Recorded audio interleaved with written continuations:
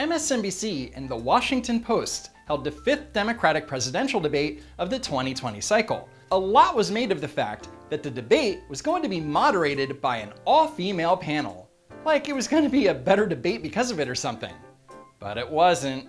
It started with Rachel Maddow asking Senator Elizabeth Warren about the impeachment hearings. Senator Warren, you have said already that you've seen enough to convict the president and remove him from office. You and 4 of your colleagues on this stage tonight, who are also U.S. senators, may soon have to take that vote. Will you try to convince your Republican colleagues in the Senate to vote the same way? And if so, how? Okay, just a couple things. One, this is the Democratic presidential debate. What does the impeachment of Trump or trying to get Republican senators to vote for impeachment have anything to do with becoming the Democratic nominee, let alone a presidential debate? Second, before there is an impeachment trial in the Senate, the House of Representatives first has to vote on impeachment. So if you have to ask about impeachment, it would make sense to ask Tulsi Gabbard, the lone congresswoman on the stage, about how she would vote on impeachment and its implications, right? Nope. Instead, impeachment-related questions were directed to Senator Amy Klobuchar. But let me make very clear that what this impeachment proceeding about is really our democracy at stake. Senator Bernie Sanders. Sadly, we have a president who is not only a pathological liar, he is likely the most corrupt president in the modern history of America. Senator Kamala Harris. We have a criminal living in the White House. Former Vice President Joe Biden, who could actually be called as a witness in an impeachment trial. Donald Trump doesn't want me to be the nominee. And for some reason, South Bend, Indiana Mayor Pete Buttigieg. We are absolutely going to confront this president for his wrongdoing. Now, if you're keeping track, 6 of the 10 candidates on the stage were called on so far. So in the spirit of fairness and logic, will Gabbard or Senator Cory Booker be asked an impeachment question? Or maybe ask Tom Steyer, who has been running a multi-million-dollar campaign to impeach Trump for the last 3 years. Hell, you could even ask Andrew Yang, I guess. But instead... Senator Warren, you have cast yourself as a fighter. If you were elected, though, you would be walking into an existing fight, a country that is already very divided over the Trump presidency, among other things. Do you see that divide as permanent, or do you need to bring the country together if you become president to achieve your goals? So I think the way we achieve our goals and bring our country together is we talk about the things that unite us. So before asking Booker, Gabbard, Steyer, or Yang to answer a question, they lobbed another softball to Grandma. In fact, it took the moderators 23 minutes to call on Congresswoman Gabbard, 28 minutes to call on Tom Steyer, and 31 minutes to call on Andrew Yang. 31 minutes! And when they did call on Yang, they asked him questions like this. If you win the 2020 election, what would you say in your first call with Russian President Vladimir Putin?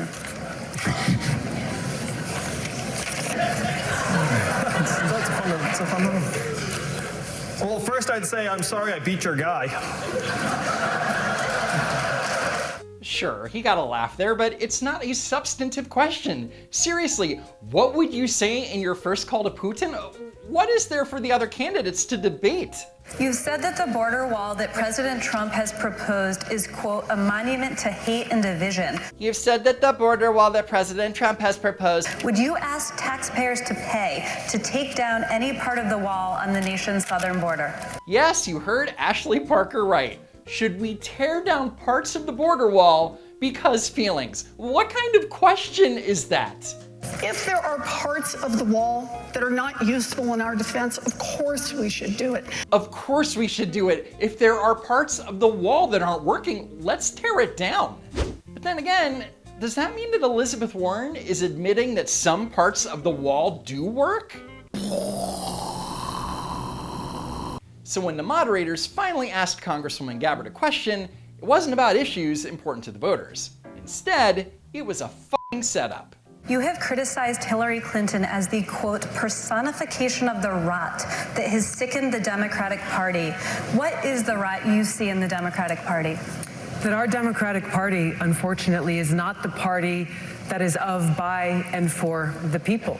It is a party that has been and continues to be influenced by the foreign policy establishment in Washington, represented by Hillary Clinton and others' foreign policy, by the military-industrial complex and other greedy corporate interests. That question was designed not only to paint Gabbard as an outsider, but also designed to give Senator Kamala Harris a chance to get her revenge from when Gabbard destroyed her in the second debate. Senator Harris, any response? Oh, sure. I think that it's unfortunate that we have someone on the stage who is attempting to be the Democratic nominee for President of the United States, who during the Obama administration spent 4 years full-time on Fox News criticizing President Obama. That's who ridiculous, has spent full-time. That's ridiculous. And is ridiculous. According to Colin Tiernan, Tulsi Gabbard's press assistant, during President Obama's second term, Gabbard appeared on Fox News 24 times, but also appeared on MSNBC 30 times and CNN 80 times. By smearing Gabbard for going on Fox News, she is smearing every other Democrat who also chooses to appear on Fox News. That's who has spent full time criticizing people on this stage as affiliated with the Democratic Party. When Donald Trump was elected, not even sworn in, buddied up to Steve Bannon to get a meeting with Donald Trump in the Trump Tower. Harris is referring to when Gabbard met President-elect Trump in New York to talk about foreign policy matters. But according to Senator Harris, talking to Orange Man Bad is a no-no.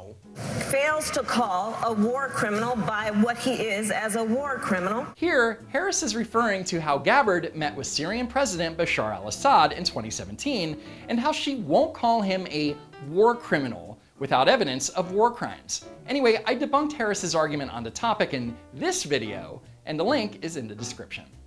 And then spends full time during the course of this campaign, again, criticizing the Democratic Party. Because yes, the DNC is a corrupt organization, and the fact that Gabbard has the balls to step up and call them out makes her a hero, and refusing to admit that there's corruption and continuing to toe the party line does not. Senator Harris is doing is unfortunately continuing to traffic in lies and smears and innuendos because she cannot challenge the substance of the argument that I'm making, the leadership and the change that I'm seeking to bring in our foreign policy, which only makes me guess that she will, as president, continue the status quo, continue the Bush-Clinton-Trump foreign policy of regime change wars, which is deeply destructive. Look, let's face it, Harris won this battle. Not because Gabbard is wrong, but because her response to Harris wasn't particularly strong. But that doesn't matter because the Congresswoman has bigger fish to fry. But I want to get back to Pete Buttigieg and his comment about experience. Pete, you'll agree that the service that we both have provided to our country as veterans by itself does not qualify us to serve as commander-in-chief. I think the most recent example of your inexperience in national security and foreign policy came from your recent careless statement about how you as president would be willing to send our troops to Mexico to fight the cartels. Gabbard is referring to Mayor Pete's appearance during a presidential forum at Cal State when Adrian Alpert asked him the following. After a number of Americans were murdered in northern Mexico, President Trump suggested sending U.S. troops to help Mexico deal with the cartels. But Mayor, specifically, do you see a time when troops could go into Mexico if Mexico welcomed it, for instance? There is a scenario where we could have security cooperation as we do with countries around the world. Now, I would only order American troops into conflict if there were no other choice, if American lives were on the line, and if this were necessary in order for us to uphold our treaty obligations. But we could absolutely be in some kind of partnership role if and only if it is welcomed by our partners south of the border. To reiterate, Mayor Pete said that there is a scenario where he would order American troops into conflict south of the border. I know that it's par for the course in Washington to take remarks out of context, but that is outlandish even by the standards of today's politics. Are you saying that you didn't say that? I was talking about U.S.-Mexico cooperation. We've been doing security cooperation with Mexico for years, with law enforcement cooperation, and a military relationship that could continue to be developed with training relationships, for example. But that's not what he said. There's a difference between ordering troops into conflict and training relationships. So how does Mayor Pete attempt to dig himself out? By lying. Do you seriously think anybody on this stage is proposing invading Mexico? That's not what I said. I'm talking about building up. So much dishonesty from Mayor Pete. He's a politician, all right. One of the foreign leaders you mentioned meeting was Bashar al-Assad. Here we go again. I have, in my experience, such as it is, whether you think it counts or not, since it wasn't accumulated in Washington, enough judgment that I would not have sat down with a murderous dictator like that. So Tulsi Gabbard, in an act of diplomacy, spoke with the Syrian president.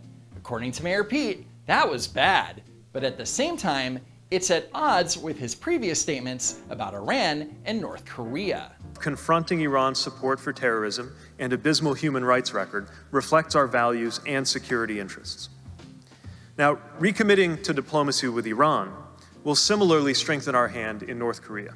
You will see my administration work to create the conditions that would make it possible to welcome North Korea into the international community. So let me get this straight. Diplomacy with Syria is bad because it's run by a murderous dictator, but diplomacy with Iran and North Korea, both run by murderous dictators, is in America's interest. What? Anyway, that's it for part 1 of my analysis of the 5th Democratic presidential debate. So keep an eye out for part 2. And while you're at it, head on over to my Teespring store and buy some cool merch. As always, thanks again for stopping by, and I hope to see you all next time.